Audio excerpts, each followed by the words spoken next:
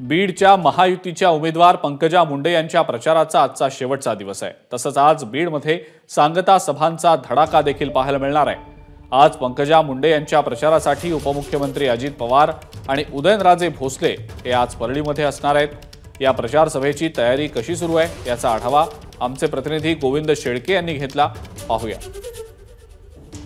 पंकजा मुंडे यांच्या प्रचारार्थ भारतीय जनता पार्टी आणि राष्ट्रवादी काँग्रेस अजित पवार गटाच्या प्रचाराची सांगता सभा परळी शहरातील याच मुंडा मैदानावरती होणार आहे, ज्याची तयारी कालपासून कार्यकर्त्यांनी सुरू केली आहे। भव्य असं व्यासपीठ उभा केलं जात आहे आणि या व्यासपीठावरती आज राष्ट्रवादी काँग्रेसचे नेते अजित पवार, त्यासोबत उदयनराजे भोसले आणि पंकजा मुंडे, धनंजय मुंडे असे 4 राजकीय नेते असणार आहेत। आणि मागच्या जवळपास 20-25 दिवसापासून जो काही प्रचार चालू होता त्या प्रचाराची सांगता या व्यासपीठावरनं होणार आहे। या ठिकाणी आपण बघतोय की कशा प्रकारे आसन व्यवस्था ठेवली जाते आहे। मागच्या काही दिवसापासून वादळी वारे, पाऊस हा या ठिकाणी होताना पाहायला मिळत आहे, त्यामुळं पूर्ण वॉटरप्रूफ मंडप या ठिकाणी टाकण्यात आलेला आहे। खरं तर मागच्या 12 वर्षानंतर ही अशी एक सभा होती आहे ज्या जाहीर सभेमध्ये धनंजय मुंडे आणि पंकजा मुंडे हे एकत्रित व्यासपीठावरती पाहायला मिळतील।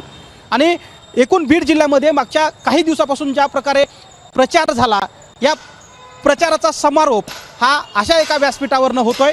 परळीमध्ये मागच्या निवडणुकीच्या काळामध्ये जाहीर असा कोणताही प्रचार झाला नाही किंवा सभा झाली नाही, मात्र ही सांगता सभा परळीमध्ये ठेवून पंकजा मुंडे आणि धनंजय मुंडे नेमकं काय बोलतात याकडे साऱ्यांच्या नजरा लागल्यात। माझा सहकारी काकासाहेब कांबळेसह गोविंद शेळके, एबीपी माझा, परळी, बीड। परळीतल्या निवडणुकीत एकमेकांसमोर उभे ठाकणारे धनंजय मुंडे आणि पंकजा मुंडे पहिल्यांदाच या लोकसभा निवडणुकीमध्ये एकत्र पाहायला मिळत आहेत। 12 वर्षांनंतर पहिल्यांदाच लोकसभेच्या रणांगणामध्ये पंकजा मुंडे आणि धनंजय मुंडे यांचे कार्यकर्ते एकत्रित दिसणार आहेत। आज प्रचाराच्या सांगता सभेला राष्ट्रवादी काँग्रेसचे नेते अजित पवार हे देखील व्यासपीठावर असतील। दरम्यान राष्ट्रवादी आणि भाजपच्या कार्यकर्त्यांशी या संदर्भात संवाद साधलाय आमचे प्रतिनिधी गोविंद शेळके यांनी।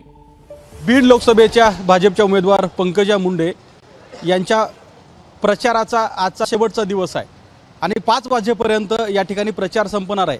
मात्र प्रचार संपण्यापूर्वी जी जाहीर सांगता सभा होणार आहे त्याची ही तयारी आहे। आपण बघताय की परळी शहरामध्ये अजित पवार, उदयनराजे भोसले, धनंजय मुंडे आणि पंकजा मुंडे या चौघांच्या उपस्थितीमध्ये या ठिकाणी सांगता सभा होणार आहे। खरं तर परळीमध्ये या निवडणुकीमध्ये कोणतीही मोठी सभा झाली नाही, मात्र शेवटची प्रचार सभा जी आहे ती परळी शहरामध्ये ठेवण्यात आली। स्वाभाविक आहे की ज्यावेळी धनंजय मुंडे आणि पंकजा मुंडे हे दोघंही एकत्र आल्यानंतरची ही पहिली जाहीर सभा असणार आहे, ज्यासाठी स्वतः अजित पवार हे व्यासपीठावर असणार आहेत। मात्र केवळ नेतेच नाही तर कार्यकर्त्यांचा अनुभव सुद्धा वेगळा होता, कारण या निवडणुकीमध्ये मागच्या 12 वर्षानंतर पहिल्यांदा भारतीय जनता पार्टीचा कार्यकर्ता, त्यासोबत राष्ट्रवादी काँग्रेस अजित पवार गटाचा कार्यकर्ता एकत्रित काम करत होता।